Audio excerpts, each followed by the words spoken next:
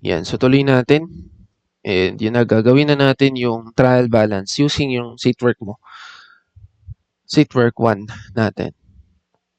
Again, ito yung journal entries ng transactions for a certain month. Let's say, gawin na lang natin itong March, no? March transactions. Sige, sabihin natin March transactions. Okay? Tapos yung number 1, palitan natin. Gawin natin 1 million yung 100,000. Okay? So, ang debit natin sa cash value, 1 million. Ang credit natin sa owner's capital or owner's equity ay 1 million din. So, yun lang naman ang kailangan nating baguhin for this SateWork para mag-work yung trial balance natin. Okay? So, sige, mag-post na tayo. So, una mo ipopost, syempre, nakita mong unang account dyan is cash. So, maggawa ka ng T-account for cash. Yeah. Yan. Gagawa ng T-account for cash. Siya yatang malaki. Teka lang. Liitan natin ng konti. Pero naka-zoom in. Para kumasya siya. So, gawa tayo dito ng cash. Yan. So, ang debit mo sa cash, 1 million. Transaction 1, 1 million.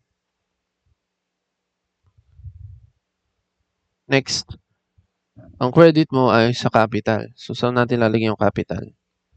Sige, dito natin lagay. Tingnan natin. Try nga natin kung cash siya.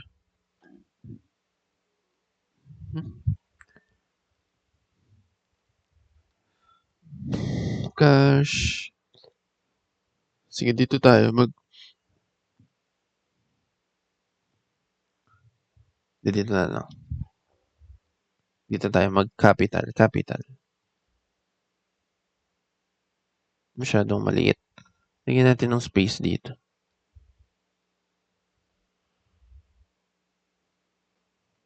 So, dito natin lagay si capital. Capital. Credit natin, 1 million. Okay? So, yun yung entry number 1. Number 2, purchase office supplies for 5,000 on account. So, bimili ka ng office supplies on account. So, office supplies, debit.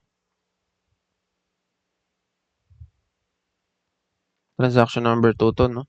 Magkano yung office supplies? 5,000. On account, so accounts payable. Lagyan lang natin dito. Liabilities, accounts payable. Kano to? 5,000. Credit. Transaction number 2, 5,000.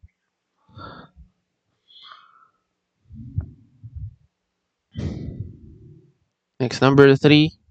Perform services for a customer and receive 12,000 cash. So, meron kang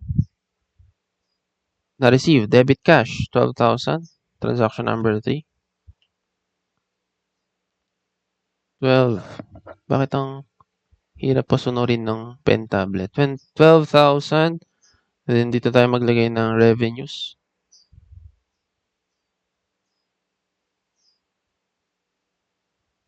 Number 3, 12,000. Service revenue pala yung gamit niya. Service revenue. So, lagyan natin dito, service revenues. Next, number 4, pay 3,000 cash for the current month's rent. Paid 3,000 cash. So, number 4, credit ka ng 3,000. Okay? So, sundan mo yung entry, ha? Kasi itong side na to, yung debit. Ito yung side na to, yung credit, no? Baka nakakalimutan mo lang. Review lang. So, nag-credit ka ng cash. At yung binayaran mo ay rent expense. So, dito tayo, rent expense.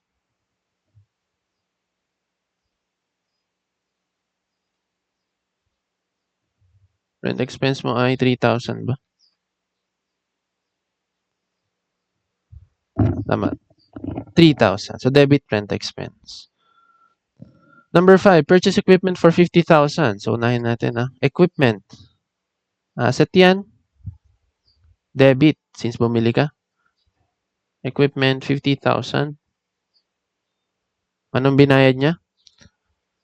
Paying 10,000 in cash. So, credit cash, 10,000.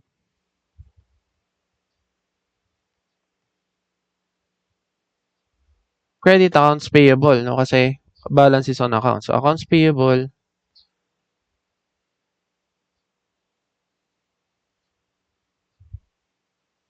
tama ba? 30,000. Hindi, 40,000 pala.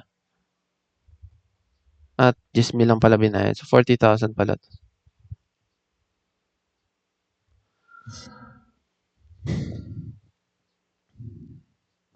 Okay, number 6, perform services for a client on account. So, meron kang pinperform service. So, meron kang service revenue ulit. Number 6, magkano yun? 8,000. Siyempre, credit yun since revenue. Then, ang debit mo, wala ka pang nare-receive, no? Accounts receivable. 8,000. Okay, ayun. Accounts receivable, credit service revenue. Number 7, pay 2,000 cash for the supplies purchased on account in transaction number 2. So, bumili ka nung transaction number 2 ng supplies, tapos hindi ka nagbayad. So, meron kang office supplies, credit accounts payable. Pero dito, sa transaction 7, nagbayad ka na ng 2,000 cash. Siyempre, babawasan mo na yung accounts payable ng 2,000. Debit, 2,000. Ano tong journal entry number 7? 2,000. Tapos, cash mo, may credit mo rin ng 2,000 kasi nabawasan na yung cash mo. Okay? Number 8, receive 4,000 cash from the client in transaction number 6. So, meron ka na-receive na 4,000 cash. Transaction number 6. So, nag-record ka ng receivable. Since na-receive mo na to, bawasan mo na. Nabawasan na yan ng 4,000. Okay? Tama ba? Yes, accounts receivable, 4,000 credit. Debit, cash, 4,000.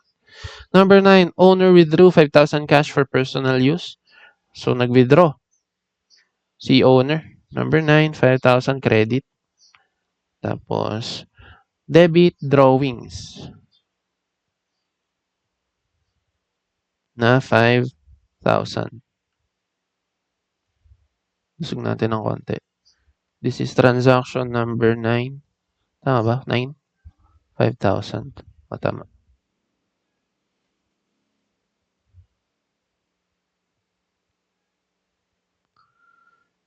Next natin, paid 1,500 for 1-year insurance policy. So, nabawasan ka ng 1,500. Pero meron kang prepaid insurance na 1,500. Okay. Next, paid 6,000 for employee salary. So, meron kang salaries expense.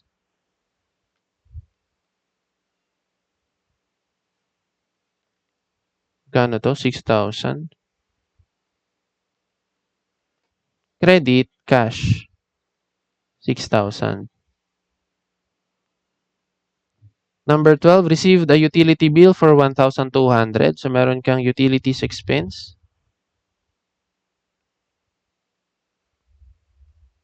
Number 12, 1,200 ba? Tama, utilities expense, 1,200. Tapos, to be paid next month. So, hindi ka pa nagbabayad, meron kang accounts payable. Number 12, 1,200. Next, number 13, borrowed 20,000 from the bank by signing a note payable. So, meron kang debit na 20,000. Number 13, 20,000. Credit, notes payable. Notes payable, 20,000. Number 14, purchase motor vehicle for 250,000. So, motor vehicle is an asset. Motor vehicle. So, this is 250,000. 250, no? Ano pinambayad niya sa motor vehicle? Vehicle lang pala yung gamit niya. So, burahin na lang natin yung motor dito. Vehicle lang yung account title na gamit niya, vehicle. By paying 50,000 cash o credit cash, 50,000.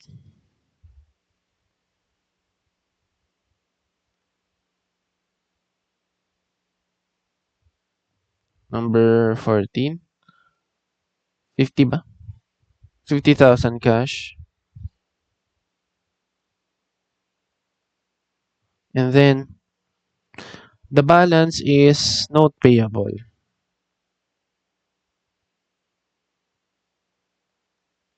Credit notes payable, 50,000.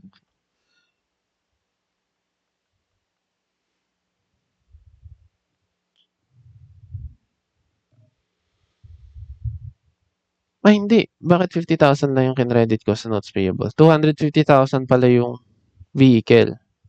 Tapos 50 lang yung binayad sa cash. So, ang natitira, 200,000. Matik na tayo dun.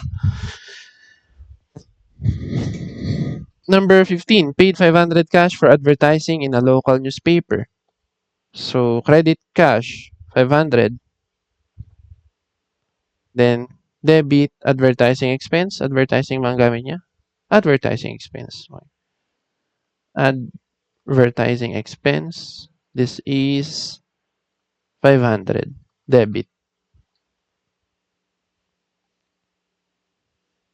Number 16, collected 3,000 from a customer for services to be performed next month. So, meron ka na-collecta 3,000. Number 16, 3,000. Services to be performed next month. So, unearned revenue, which is a liability. Number 16, 3,000. Okay. Then, number 17, purchase land for 500,000 cash. So, number 17, nabawasan ka ng 500,000 cash. O, yun. Land lang na may binili. So, debit land. Yun nga. Huwag na natin dito lagay. Masyado na malawak. Dito na lang yung land. Land. Number 17. 500,000. Debit. Okay. Number 18. Paid 1,200 for the utility bill. So, credit tayo dito ng 1,200 for the utility bill in transaction 12. So, nung transaction 12, ang in-entry mo ay credit accounts payable. So, since babayaran mo na yan, debit mo na ulit yan. Transaction 18 mo to. 1,200.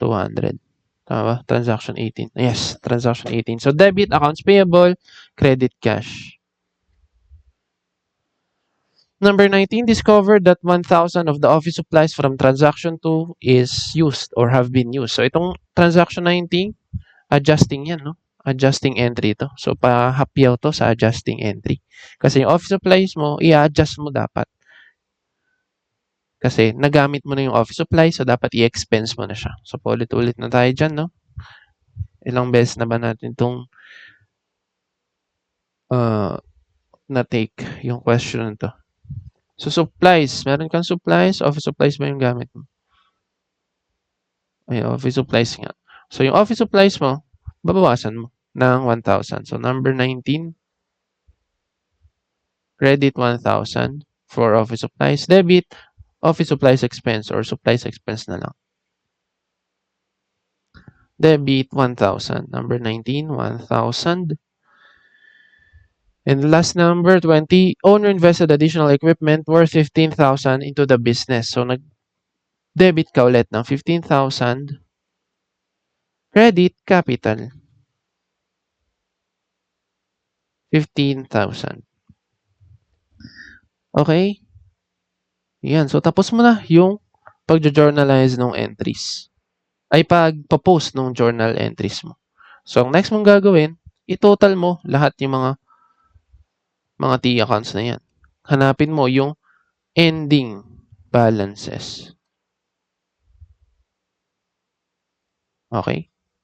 So, i-total mo lang. Debits and credits, no?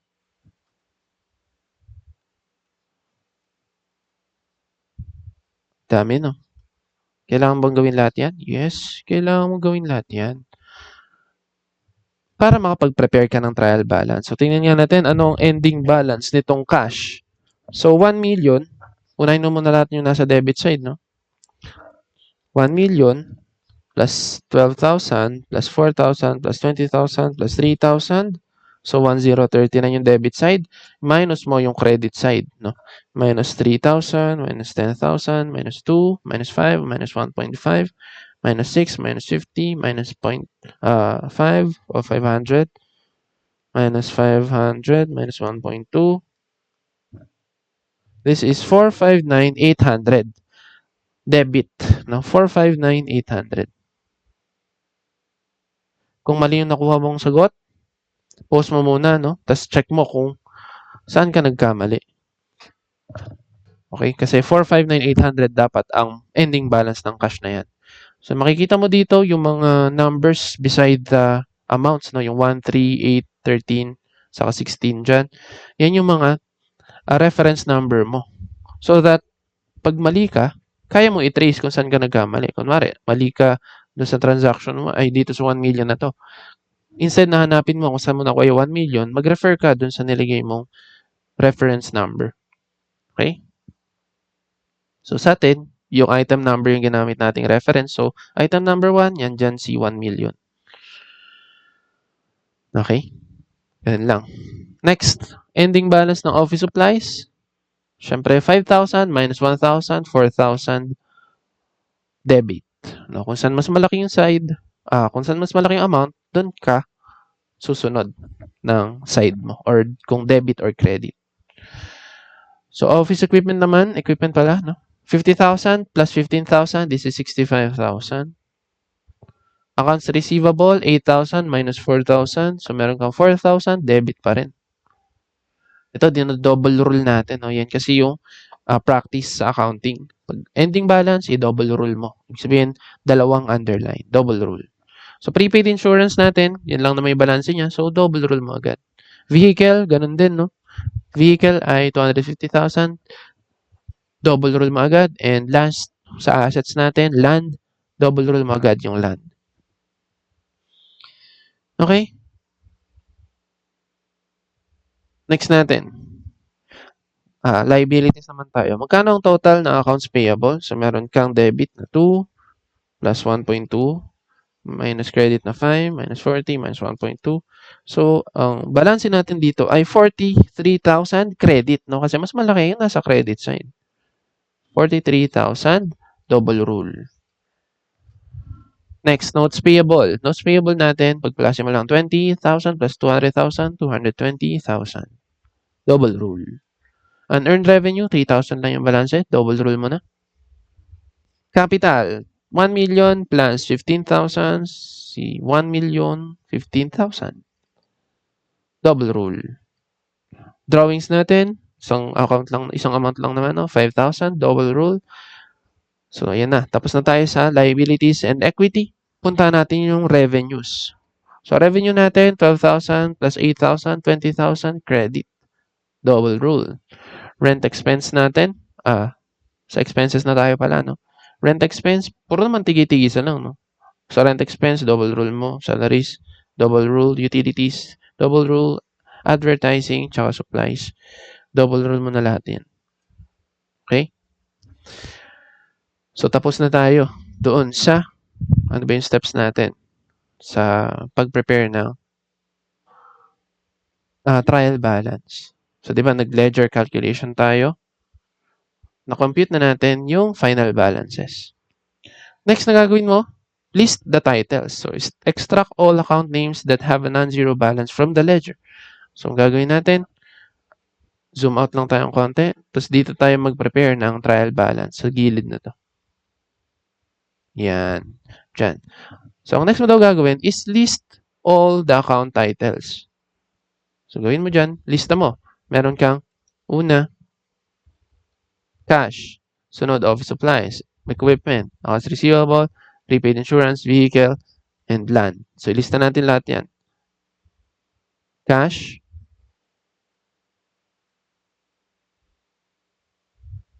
office supplies,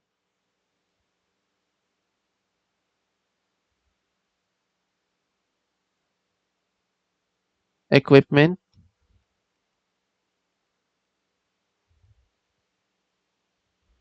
accounts receivable, prepaid insurance,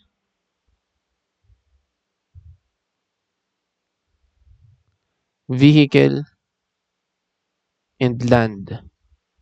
Okay, so tapos na tayo sa assets.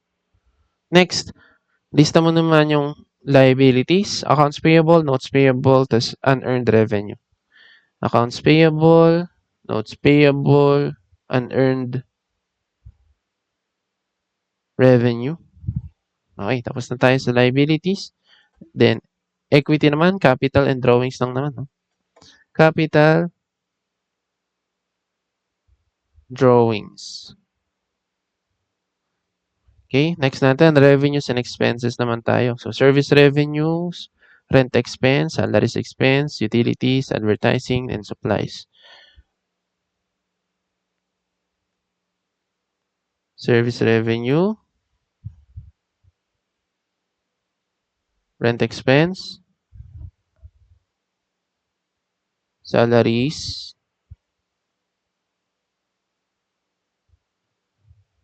utilities,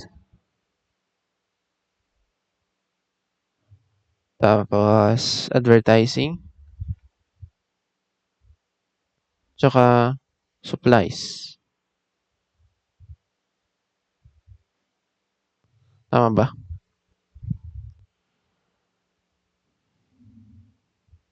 Rent, salaries, utilities, advertising, and supplies expense. Yun. Tapos na tayo sa revenues and expenses and nalista na natin lahat ng accounts.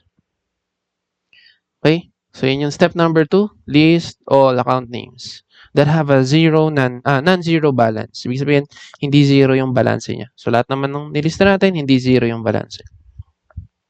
Next, column entry. Enter the debit balance in the left and credit balance in the right. So, kailangan mo lang i-check kung debit ba yung balance niya or credit. So, ganun lang.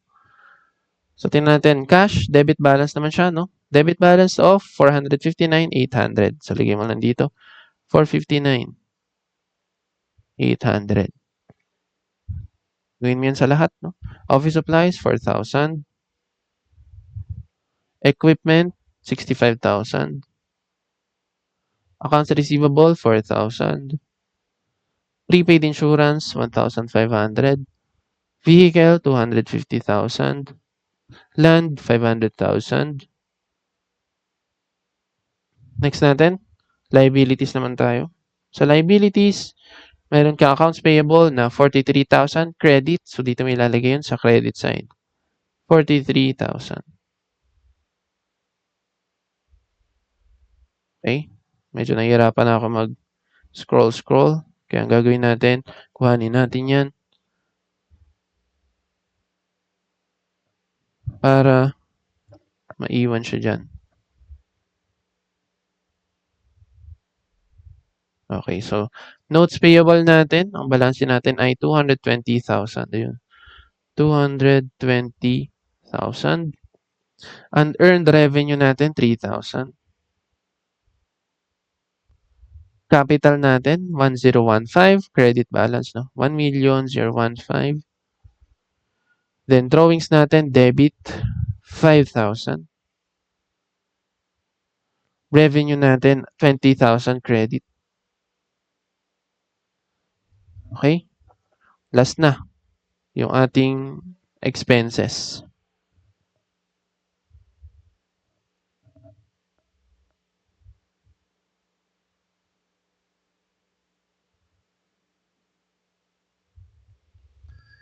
Okay, rent expense natin ay 3,000.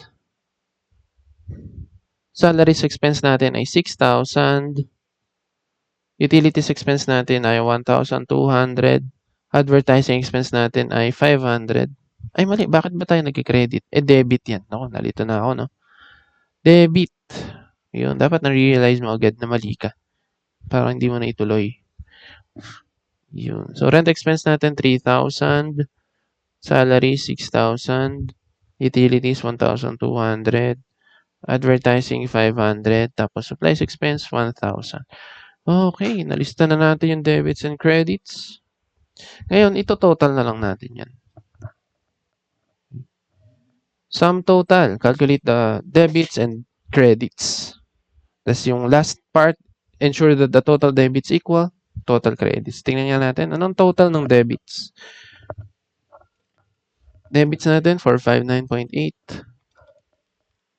plus 4 plus 65 plus 4 plus 1.5 plus 250 plus 500 plus 5 plus 3 plus 6 plus 1.2 plus 0.5 plus 1. So ito, ang debit side natin ay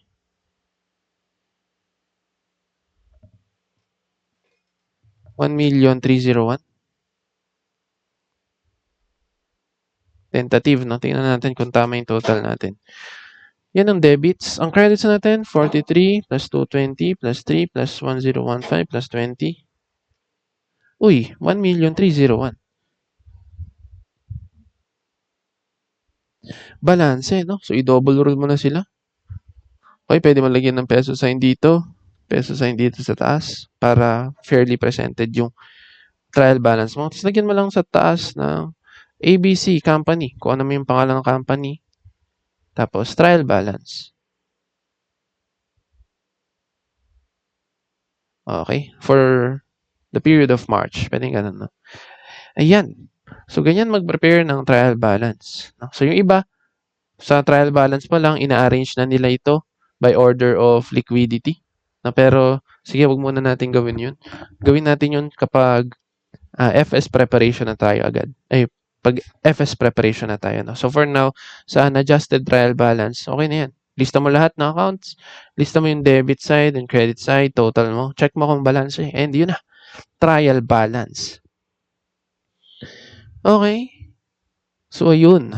Hanggang dito lang muna tayo for now, no?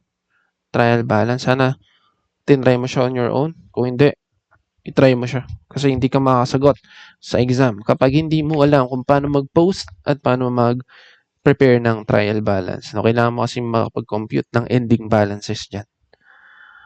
Okay. Sige. Stop natin yung recording. Bye.